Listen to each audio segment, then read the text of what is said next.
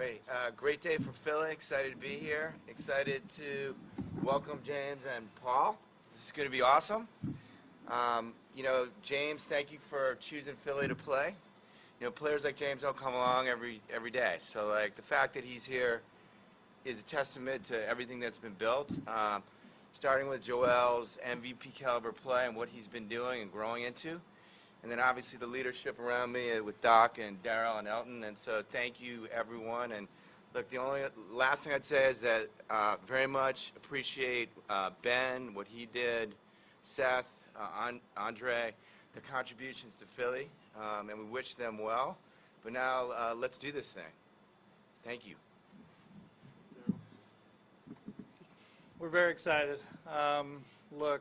Josh and ownership have been behind Doc and the front office 100 to do whatever it takes to put us in the position to as Doc says, be the winner, win the last game of the season. We've all worked tirelessly. I'd like to also thank Ben and Seth and Andre for their contributions. Doc and the coaching staff and the players have put us in a spot where, as we make this trade, we are well positioned to go on a run, and a run that hopefully excites the city of Philadelphia. With Paul, he's someone Paul knows that we were talking to this offseason and hoping to acquire. So it took us a little time, but we're really excited about what he can bring. He's a very versatile player.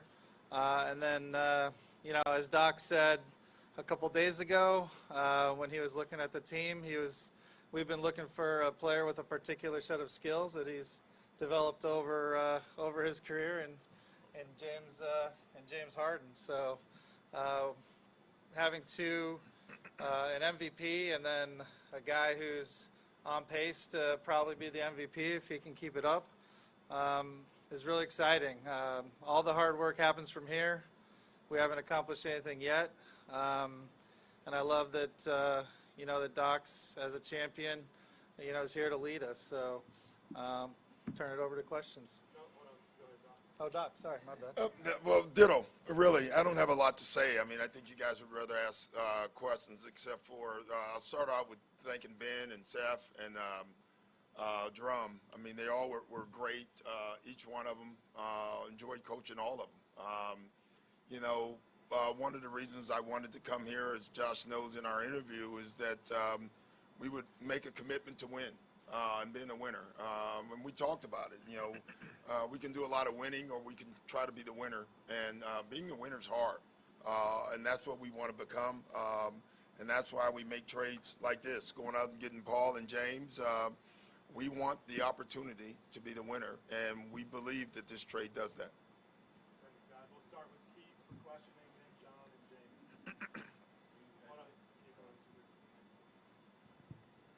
James.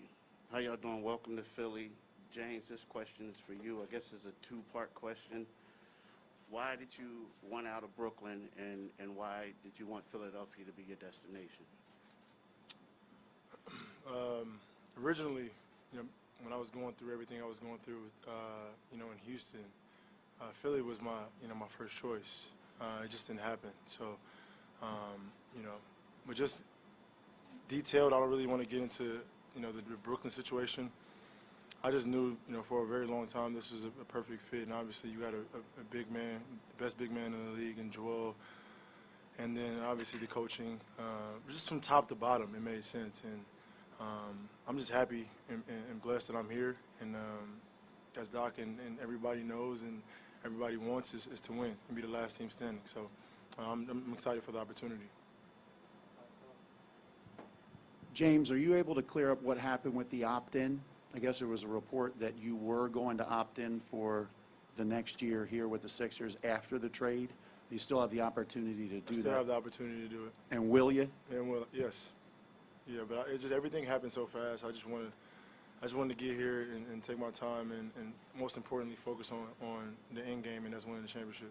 And what can Joel Embiid do for your game, and what can you do for Joel's game? I think we complement each other. You know, obviously the whole world knows how great Joel's been playing. Not just scoring the basketball, but rebounding. He got a triple-double last game. Just like his presence alone is unbelievable. And I feel like I'm the same way as far as, you know, making my teammates better and doing different things that impact the game at the highest level. And then we have a great core of guys that can also help with that. So, I mean, I wish I was playing tonight, but, you know, just take my time, and, you know, after the break, we'll get things going. Jamie, Howard, and then Mike. Jamie Apodi from 6ABC, back here. You haven't stepped on the court yet, but before you even were in Philadelphia, your jersey sold out at the arena in less than an hour. There was a billboard touting "Welcome the Beard." How has that reception made you feel, and how do you feel about playing in front of these fans? These fans is probably the best fans in the NBA. You know, a lot of teams say that, a lot of organizations say that, you know, a lot of fan bases say that, but like ride or die, like probably the best fans in the NBA. And I'm just happy that they're on my side and I'm not getting booed as the opposing team. But I'm excited, man. It's just the love, the atmosphere, just, you know, going to that arena, it's going to be something special. Daryl, a question for you first. You say this team's set up for the future. And the way I understand it, with this trade and other trades, you cannot use a first-round draft pick till 2029. Is that correct? Because you can't trade 2 number ones in a row with the way you have them spread out. How much of an issue could that be in trying to make a trade? And then I'll have a question for James as well. Yeah, our focus is obviously to win now. In terms of our tradable first, that's technically true, although, you know, there are things you can do behind the scenes. Actually, Miami just did to modify certain things to make a first tradable if we wanted to go that route. But, look, our focus was to keep as many of the great players as we could. We're in the window of Joel and James and Tobias right now. And, you know, making sure Tyrese Maxey is here, making sure that Matisse Thybulle is here. Those were the big priorities. We wanted to give up nothing, but you have to give up something to make a trade and get a Hall of Famer and a player that can put us into a different tier of competing. So we're very comfortable. And then we have, you know, thanks again to Doc and the coaching staff, we have a bunch of young players. I think you're seeing them out there contributing the last few games because we had to include Drummond in this deal. You know, Paul Reed's come in and done a nice job. Isaiah Joe's come in. Shake Milton's a young player. So we have a lot of things that are both putting us in a position to win now, but also, you know, players who are still on their improvement curve. Obviously, Maxey being the one and the most extreme. So we're very comfortable where we're at now and going forward. James, just to follow up on Keith's question about coming here, it's 3 teams now in 14 months. Can you explain the thoughts behind that and why it's so many in such a short period of time? I mean, it wasn't planned like this. 14 months ago, I didn't see myself in 3 different teams, but we are what we are here today, and I'm happy. Last year has been a lot of ups and downs, you know, a lot of stress. But For that, like, I felt like it should have been a 3-team deal originally. That, you know, the fit was there for that, and you know, would have been ideal, I think, for all 3 teams if it was originally structured that way. Right here, Mike Sealski from the Philadelphia Inquirer for James. To kind of piggyback on Howard's question a little bit, what do you feel like, whether on the court or off, are the conditions that you need for you to be at your best? I think I'm going through that right now. Like, as far as me, I got to make sure I'm great, I'm healthy. I'm in a place where I can be the best James Harden I can be on the court, and everything else from what I've been here the last couple of days is already in place. You know, from obviously, you know, Josh and Daryl do the thing, but, you know, Doc, you know, he makes sure everybody's knows their role, their structure, and for me, I just got to go out there and do what I do. So my job is pretty easy. Hey, James. Kyle Newbeck from Philly Voice. Joel is pretty different from a lot of the bigs that you played with in the past. You played with a lot of rim runners, guys who are running pick and rolls with you. Have you talked to him much about how your games are going to mesh, and how do you see that partnership coming together on the floor? We're both at a high level to where we'll figure it out. Joel does everything on the floor, so, and we got guys on our team that are very smart. We communicate, and we have coaching that's going to put us in positions to be successful. Listen here, they have something great already going on. I'm just here to contribute, and I know that I can do that very well. So on the court, when you got high-level skill guys that knows the game and all they want to do is win, we'll figure it out. Gina Mizell with the Philadelphia Inquirer. Daryl, you sort of touched on this in your opening remarks, but just how did you sort of balance the possibility of making this deal now versus maybe waiting until the off season, and then just what does this now do as far as your overall roster building? I know you're always trying to tweak and improve, but just a deal like this, where does this put you guys as far as your overall roster building vision? Well, Brandon and I have been working on this since, since Rich Paul came to us and said, that Ben was looking for a new situation. If we could have gotten a deal done then, we would have done it then. I think it was pretty straightforward for us, for Elton and I, from the beginning.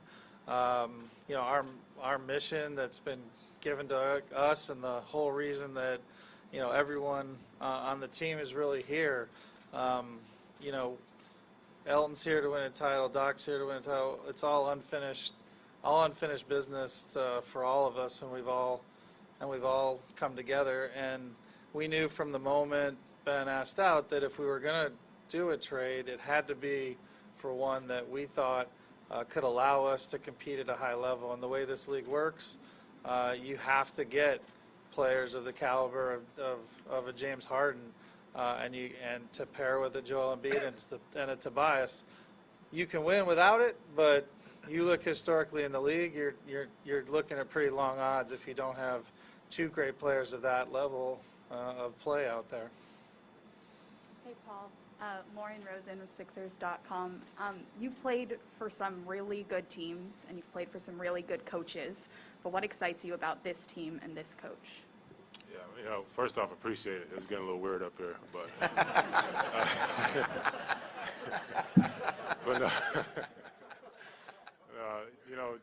the culture, just coming into practice, yesterday, and seeing the joy on the guy's face, and seeing how together everybody is, and seeing the energy in the building. That's what I love. That's what I love to be around. That's what I love to come to every day. And being on those good teams in the past that I've been on, all had that same energy. And coming here, man, with the talent and the players and the coaching staff and organization mixed with that energy and talent, it's unbelievable. Paul Hudrick, Liberty Ballers. For James, Tyrese Maxey has really developed a really big role here. I guess, what have you seen from him going up against him, and how do you see your games meshing together? Well, he's had an opportunity this year because of the circumstances, but his confidence is just going off the roof. Like his attack, he's always on attack, and then obviously his three-point shooting is extremely improved. But that right there is overall, entire game is just improved, and I think his aggressive mentality to get to the basket, to knock down the shot when he's open, it explains it all. Obviously then he's surrounded by really good players, and then the MVP of this year to make his job a lot easier. And that's where I'm coming in, to talk to him, to help him as many ways as I can. But he's been doing an unbelievable job, and he's only going to continue to get better. This is for Josh. When you bought the team 11, 12 years ago, the big first move was Andrew Bynum, and that didn't work. Then you had Sam come in and deconstruct and reconstruct with a bunch of draft picks. That kind of didn't work. Then you had Jimmy and Tobias. That hadn't worked. And then you had bully ball of Al Horford. What makes this different? We got two great players to build around. We've got a great coach in Doc Rivers, great, unbelievable front office with Elton and Daryl. We have the commitment of ownership to do what it takes, and then we've got a lot of young players with Matisse and Tyrese, Tobias. So I think we have the ingredients to win here, and Our goal is to win a championship. We're going to keep trying until we get there. It's there's no straight lines to the top. You got to just keep pushing. Can I follow? If I could follow with Daryl, where do you think the ceilings are for Tyrese and Matisse, who you protected really for at least since you got here, really? Yeah, they were critical. Tyrese absolutely has a chance to be an all-star in this league. Obviously, there's a lot of work, but I know he'll put it in. That's one thing that's amazing about Tyrese is his, like James said, his his confidence, but also his commitment to put the work in has been incredible. And then, Tybal, I think, easily could be Defensive Player of the Year after Joel wins it first, he told us. But Tybal, as he saw last game, six steals, and I think the coaches have really worked with him on, both using some of his unique skills and also, being solid and providing that solid defense you need to win, to have a championship caliber lineup on the floor. So both of them, I think, sky's the limit, and that's a big reason why we made sure that they weren't in this trade. Hey guys, Chris Franklin, NJ.com. This question's for Daryl and for Doc. You guys gave up some size in that trade when it came to Andre Drummond, who also was playing well as well too. Will you guys look to replace the size aspect of that when it comes to him? And if not, who do you guys foresee in taking over that role? Well, we're looking. I mean, we like some of the guys we have. Obviously, Paul is going to help us in that. Both Pauls, and Paul Reed as well. We have Charles Bassey. But, the buyout market is out there as well, and we're looking. Tim Bonsis from ESPN for James here in the middle. Sorry, I'm in the back. You mentioned before, James, that when you were originally looking to leave Houston last year, that this was the first place that was initially where you thought you'd be. Why did that not happen? And I have a follow-up. I don't know. Well, the way Say it's Daryl's fault. Say it's Daryl's fault. The way it was presented was that you sort of had the option to choose where you wanted to go. I wish it worked like that, but organizations got to do what's best for their team, present and future. So it didn't work like that, and I had to go to Brooklyn, which obviously we all know that could have been something special, but whatever reason was for that. So here I am today. And to that second point, is the uncertainty around Kyrie's situation this year, did that play a part in how things developed over the past couple of months for you? Very minimal, honestly. Obviously, me and Kai are really good friends. Whatever he was going through or is still going through, that's his personal preference. But it definitely did impact the team because originally, obviously, me, Kyrie, and KD on the court, and winning covers up a lot of that stuff. But it was unfortunate that, we played 16 games out of whatever it was, and, it is what it is. But this is, here in Philly is an opportunity that I'm looking forward to. Noah, then Kai. Hey, James. Noah Levick, NBC Sports Philadelphia. Doc told us a few days ago you've reached out to him previously about wanting, him to be your coach. Why did you do that, and what are your expectations of playing for him? One of the best coaches to ever coach the game of basketball. Why wouldn't I want to be led by that? I've been doing it for a very long time, but he was doing it way longer than me, and he's experienced way more than me. And as the player that I am, I still need to learn. I still need to be helped and taught and be put in a position to be successful. So, why not? Kai Carlin over at Sixers Wire. James, we talked about Joel and Tyrese, but I'm just curious how you think you're going to be able to fit next to Tobias as well, just a guy, out on the perimeter. Tobias is a guy that can go get you 20 a night, and I feel like it's my job to get that out of him. He's very versatile as well, so just my job is to help be the leader, man, push guys and get that swagger out of guys every single night, because ultimately that's going to help us get to the end goal, and that's to win a championship. So we all know how great of a talent Tobias is, but it's my job to help him with that and from top to bottom. Right here, Jane. How is your physical conditioning right now as far as like being able to play in a game? How does your hamstring feel? And are you kind of on board with, we've been told you won't, play until after the All-Star break. Was that, I guess, a collaborative decision? Yeah, so hamstring feels really good. Just doing a lot of strengthening work right now. Definitely was a collaborative decision on, after the break, making sure we're a full go. Like, uphill is the only way we can go. And then my conditioning is great. I've been doing a lot of running, a lot of sprints, a lot of treadmill work, strength and conditioning. But it's nothing like basketball conditioning, playing 5-on-5 and pick and rolls and getting hit, things like that. So that's something that I got to incorporate. But overall, my body feels great. Last two will be Jamie and then Chris. James, talked a lot about, we've heard the word championship being thrown around here for the last half hour. Pairing you and Joel, do you see that being possible? I'm sure you see that being possible this year. Hell What will yeah. it take to make it happen? Was that a hell yeah? Hell yeah. There's a lot that goes into it. Obviously, it just doesn't happen overnight. But I think just here being around guys and, they have the right mindset. Obviously, it's coming from the coaching staff. But after the break, man, it's go time. So as much as, I can incorporate and figure things out fast, which, I probably, it won't, be long, the better things will be. But, I mean, it shouldn't take long at all. Like, I pretty much can fit anywhere. This question's for Paul. Paul, I was wondering, though, if you could tell us, what it was like when, this way you found out about the trade and how that went about and everything. Yeah, I found out the trade. I was actually in Atlanta playing 5-on-5 in the middle of a competitive game. Not golfing?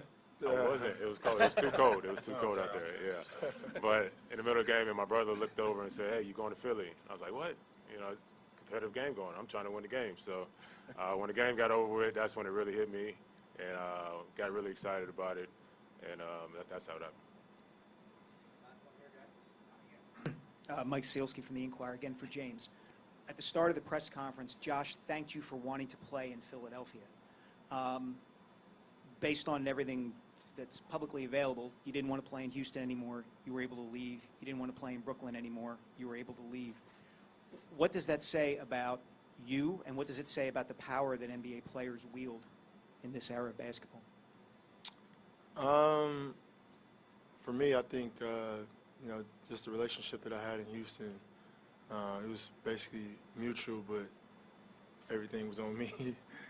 And same in the last situation. But, for the most part, we can control our own destiny. Not that I'm saying that's a good thing or bad thing, but I know in my situation, for whatever reason, it was mutual, and the relationship, not very, new with Josh, but obviously knowing Daryl, knowing Tad, from my Houston days, knowing Doc. For me, it made sense, man. It's a time where I needed to be, around guys that I know that want to win and know that they are willing to do whatever it takes to win. And the structure here is unbelievable. That's the goal, man. That's the goal. Like Daryl said, the opportunity, the window is now. Joel is playing the best he's ever played. So my job is to come out there and help him and help the entire team win the championship this year and years going forward.